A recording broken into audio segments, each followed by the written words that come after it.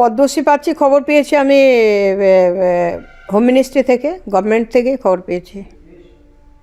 আচ্ছা, মূলত কি বিষয়ের উপর? আর্টের উপর।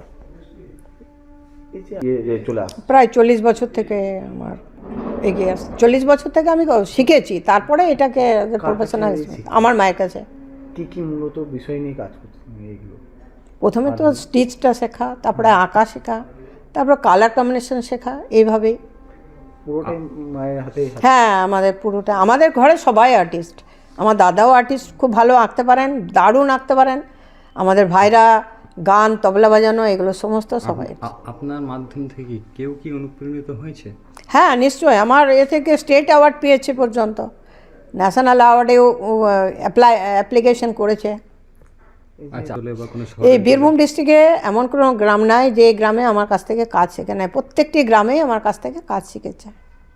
এই যে তারা এখন বর্তমানে 400 জনের ওপর আছে, শিক্ষা নিচ্ছে, রয়েছে আমার কাছে। 20,000-এর ওপর আমি কাজ শিখেছি।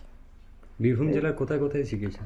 বীরভূম জেলা দেখুন, এই পাড়ুই আছে, ভোলাগুড়া আছে, মঙ্গলডি আছে, তারপর আপনার এদিকে আছে সাহাপুর থেকে আরম্ভ করে কুর্মিটা, বাতিকার, ব্রাহ্মণডি, আরও অন্যান্য প্রচুর ওইদিকে গ্রাম আছে, যে সমস্ত গ্রামে শিখেছে।